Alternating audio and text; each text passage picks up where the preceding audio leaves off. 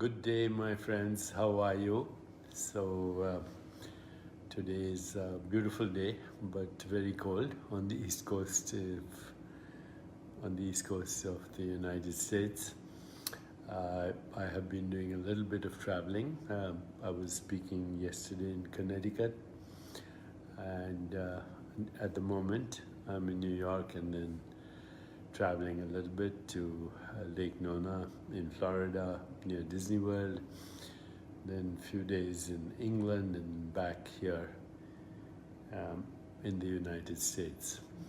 So I want to talk today about something that has been occupying my ruminations, my reflective inquiry, and I want to share with you how human knowing, human knowledge, human creativity is actually very different from the creativity and knowing of other species, other biological organisms, and how this has created what we call modern civilization, and how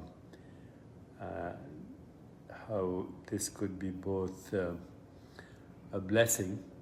It gives us the ability to create heaven on earth, but it could also be a curse.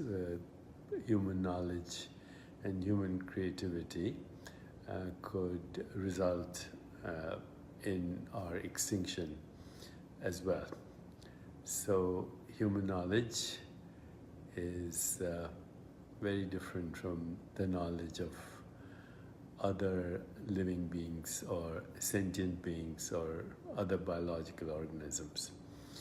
And it is human knowledge that has created the experience of not only the human universe, but our creation of what we call civilized society. Although I'm not sure if we can call a species that kills its own kind, has developed diabolical mechanisms for destruction and killing on mass scale, has caused climate change. I'm not sure if this can all be called part of civilization or a civilized species, but leave that aside. Because there is human knowledge, we have airplanes and automobiles and intergalactic probes and spaceships and internet and money and Wall Street and colonialism and amazing creations, including these devices through which I'm communicating with you, and soon even more interesting explorations in the world of artificial intelligence and VR and holography and machine learning and algorithms for monitoring states of mood and emotion and bioregulation through neural and cardiac feedback. We have created an amazing world with all its problems, but also with all its comforts. The average lifespan has increased. We don't die, most of us, of starvation and or are not subject to the daily vicissitudes of temperature, pressure, weather patterns. We have air conditioning, heating, made a life pretty comfortable for ourselves, at least if we happen to be a privileged species within the species. If we happen to be if you happen to be born to wealth, or if we happen to have made personal wealth, then our life can be quite comfortable for us. So, hello Shraddha, hello Aurora, hello everyone.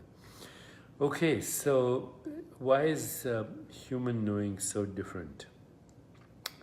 You know, I think very often of the story uh, of the fall from grace in the Bible, when God tells Adam and Eve not to eat not to eat the fruit from the tree, which has the knowledge of good and evil, but of course they are tempted by the snake. That represents, I guess, the diabolical aspect of the divine, and of course they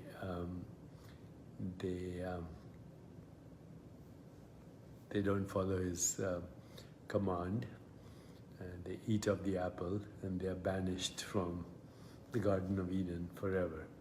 That's a metaphor for how human knowledge is different from the knowledge of other species. So every species, and I prefer to think of biological organisms as species of consciousness.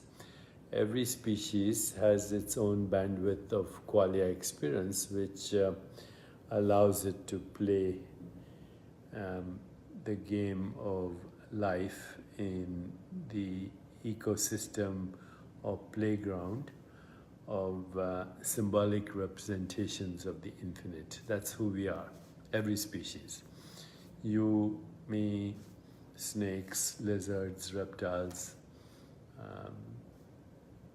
eagles, tigers, every biological organism, even plants and bacteria, are symbolic representations of the one consciousness. They're differentiated symbolic representations of the one consciousness.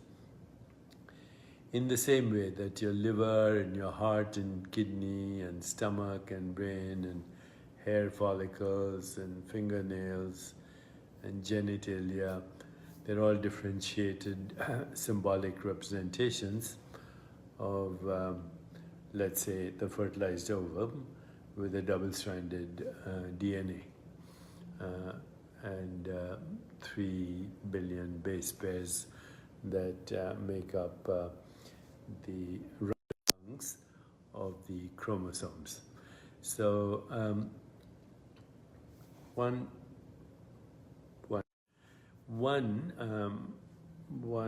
double-stranded DNA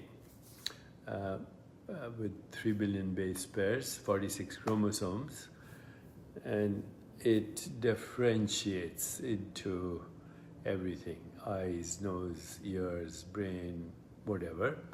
And even though these organs are seen as different, they're not separate, from their source, and they're not separate from each other either, because they're all functioning together synchronistically, correlating their activities for the wholeness of the biological organism. In the same way, species, or what we call differentiation of fundamental reality as pure consciousness, infinite consciousness, pure creativity, pure intention, pure organizing power, non-local correlation, unpredictability, creativity. Those are the fundamental ground of all existence. But as consciousness differentiates into species of awareness, then each creates its own experience, and yet the ecosystem of the qualia playground maintains balance, because other species, I'm presuming, have not given a language of storytelling and modeling to the conglomeration or collection of um, qualia experiences, or the confederation of qualia experiences, because that's what every so-called object is, whether it's my hand or it's watch or a rock or a pebble or a rose. Nature goes to exactly the same place to create a galaxy of stars, a cluster of nebulas, a rainforest, a human body, or a human thought. Because everything I've said is consciousness modifying itself as that experience, sensations, perceptions, images, feelings, interpretations that we call thought. They're all made from the same non-stuff, which is pure consciousness. But we created a language for giving labels to these confederations or collections of qualia experiences. And by creating language and creating a word for a collection of, say, colors, shapes, forms, textures, smells and fragrances, we can objectify that and say that's a rose, that's a red rose. But before you say that's a red rose, it's a combination of colors, shapes, forms, fragrances, textures, tastes, smells, and perceptual activities, and those are made out of consciousness, and the interpretation of that rose is also made out of consciousness. But by speaking the word rose, the experience which is in consciousness is now objectified as an object there, whether it's a rock or a pebble or a hand or a human body or a star or a sun or a moon or a planet.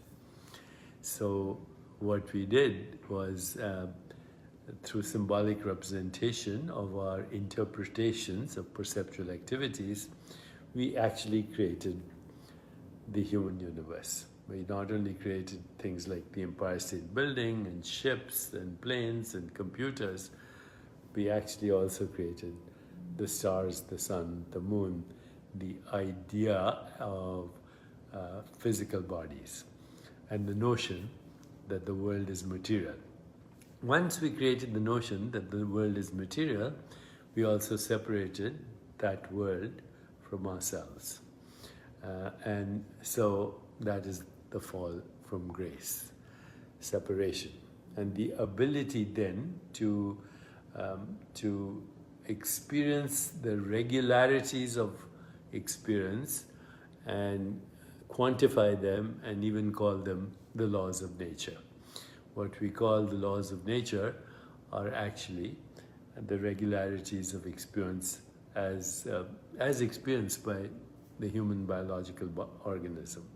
Our regularities of experience are different than the regularities of experience of a plant, for example, or a horseshoe crab or any other species. So as a result of this, now we have created a material universe, or the notion of a material universe, the notion of a material body. Hi Solongo, nice to hear from you. Notion of a material universe, notion of a material body, and then all the problems. Matter becomes the dominant commodity, and throughout the ages people have gone to wars because matter is what is going to bring you fulfillment, happiness and everything. And it's all a collective agreement. So this shiny piece of metal, it doesn't rust, and that's the material object we call gold. Perceptually, it's a shape, color, form, etc.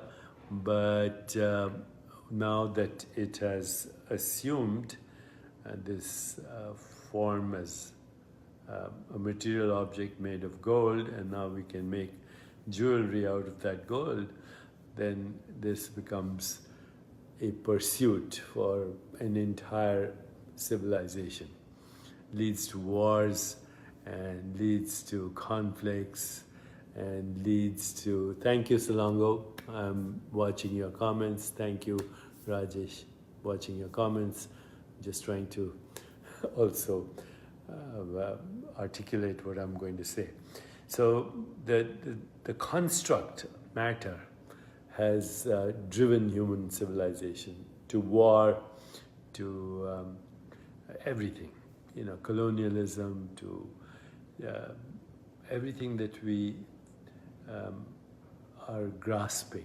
In fact, when we think something is not important, we say it does not matter. Again, the material symbol, okay? The material symbol, the material construct creates this experience that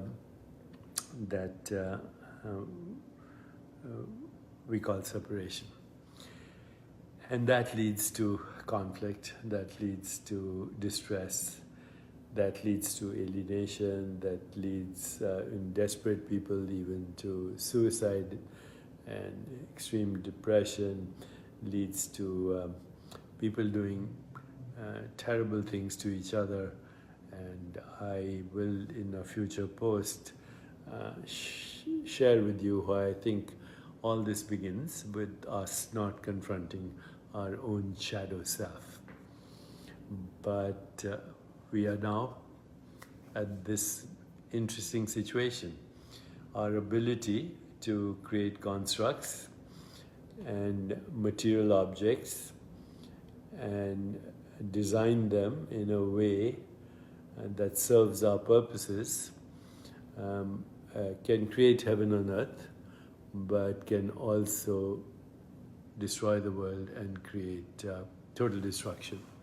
So Zhao says today is Mahashivaratri. Well, yes, Mahashivaratri to all of you, all blessings. Lord Shiva is a good example of what I'm saying. Creator, destroyer. In between, takes the form of Vishnu as the maintainer. The creator takes the form of Brahma. So Shiva has all these phases: creativity, maintenance, destruction, incubation, resurrection, recreation, and the cycle goes on. So done elegantly, this creates the operating system of the universe going. But when we, because of our ability to create constructs, become almost godlike and lose connection with our source, then we begin to destroy the world and risk our own extinction. There's a phrase in evolutionary biology: a permanently victorious species risks its own extinction. And we are at that point. So, what is the future? There is no future for science based on the subject-object split.